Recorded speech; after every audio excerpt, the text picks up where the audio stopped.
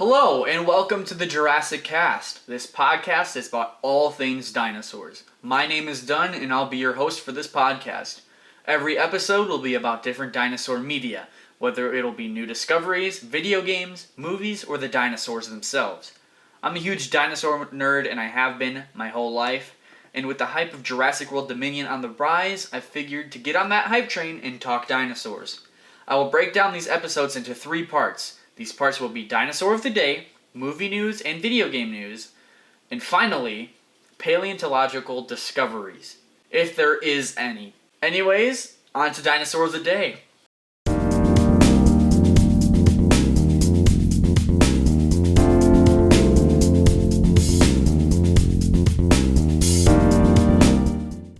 We are going to dive straight into this one. I will say this is my favorite dinosaur. So, it might sound like I'm putting a bit too much into it, but these are facts, I use some Google help. This dinosaur is known as the Dilophosaurus. It is quite a strange creature, but it has many misconceptions as well. So buckle up and enjoy Dino of the Day. How many movies and other media would have you believe this creature was small, had frills like a frilled lizard, and could spit acid? Well, these are all myths created by Jurassic Park. The Dilophosaurus was actually about 6 foot tall and 19 feet long. About the creature's frills, it did have 2 crests on the top of its head. As far as I know, it is unknown what the frill's purpose was, but it was most likely to show off to female Dilophosaurus, or it was used to scare off other dinosaurs. More facts about the Dilophosaurus. This dino was alive during the Jurassic period, about 201.3 million years ago. So this guy was probably the apex of where it lived. I do not believe Allosaurus was around at this point, but if it was definitely not where Dilophosaurus lived. So he was probably at the top of the food chain, and that makes me happy. The Dilophosaurus was discovered in 1940 by a man named Jesse Williams, along with his team of paleontologists Bill Rush, Ed Cott, and Sam Wells. They discovered this dinosaur in Arizona. The final fact I have for you about Dilophosaurus is that the Dilophosaurus went extinct about 193 million years ago, so the Dilophosaurus species was around for 8.3 million years. Next up is the Dino Media section.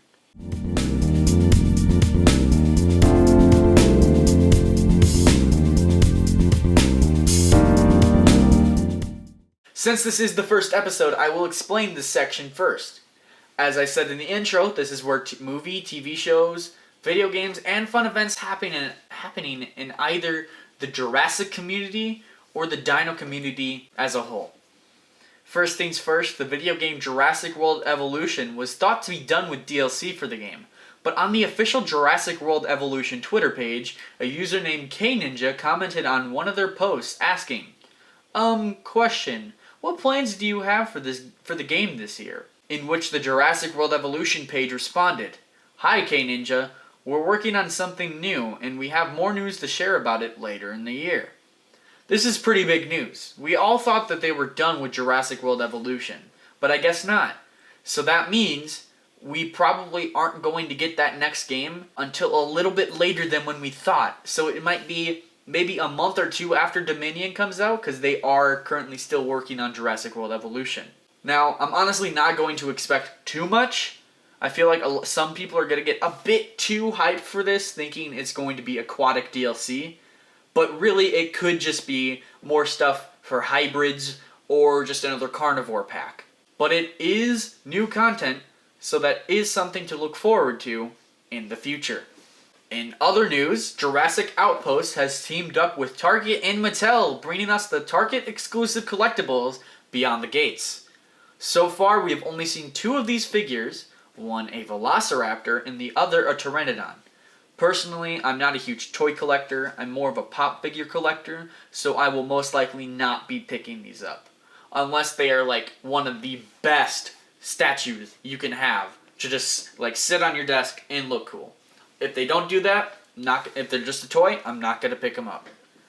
Next up, I know this series is not about dinosaurs necessarily, but they have monsters in it that are pretty much exaggerated dinosaurs. Next up, the game Monster Hunter Rise.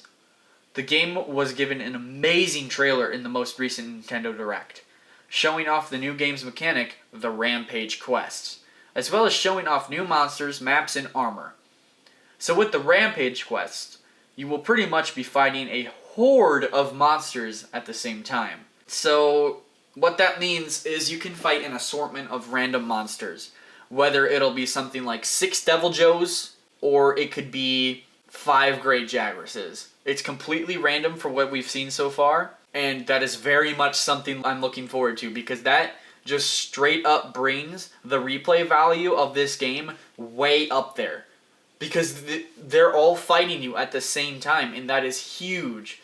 As a huge fan of these games, Monster Hunter World, I have been playing it for so long now, 3 years since it came out, and I am just so dried out of the game. I've mainly just been hunting Fatalis because that's like the only thing I'm not really used to fighting, but other than that, there's nothing really to do. So this Rampage quest, if it is something that you can redo and not just have it do in the story, this is huge, and I cannot wait to do it and play for myself. So, for the newly added monsters, there was a handful of them, as well as some returning monsters snuck in there. The mystery spider has finally been given the name Rachna Kadaki. I'm very excited to see this thing in action.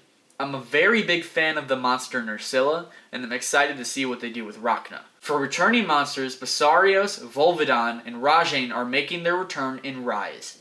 For Basarios and Volvidon, this will be the first game they appear in for the 5th generation. For the new monsters side of things, we were introduced to the new monster, Almurdron, which is a Leviathan-class wyvern that uses mud to fight you, very similar to its cousin of the Piscine wyvern, Juratotus, which, as a lot of Monster Hunter fans class it in, one of the worst monsters in Monster Hunter World.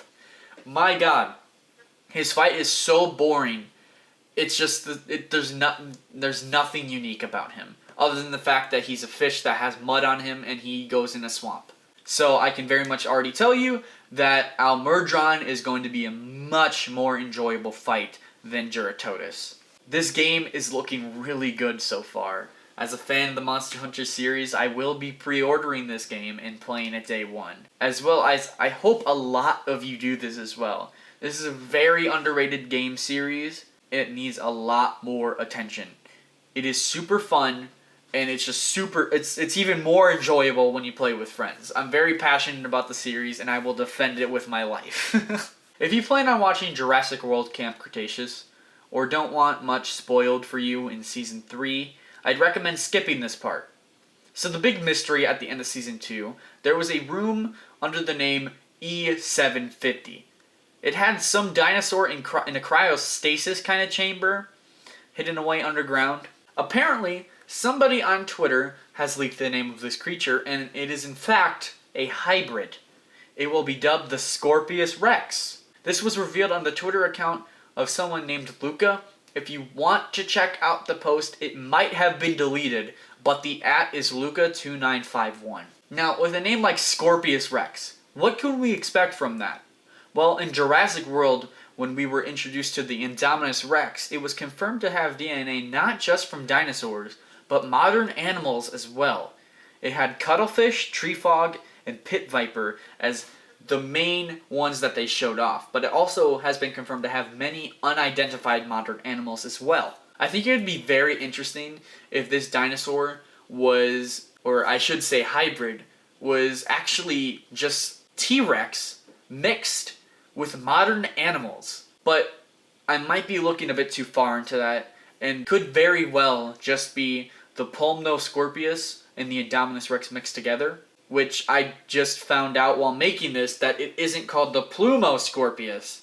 So I've been calling that thing the wrong name ever since I started playing Ark. But I'm probably going to still keep on calling it the Plumoscorpius because that just sounds a lot cooler. Anyways, that's about it for movie and game news.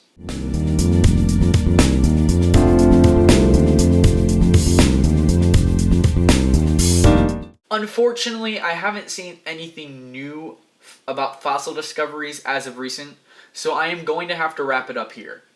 Before that, though, I upload a lot on YouTube and stream a lot over on Twitch. So if you want to drop a view on either of those, you can just look up on YouTube or Twitch, "Hey, it's Dunn," and it should show up. Anyways, thank you all so much for taking a listen to the Jurassic Cast today, and I hope you all enjoyed, and I will see you in the next episode. See you guys later.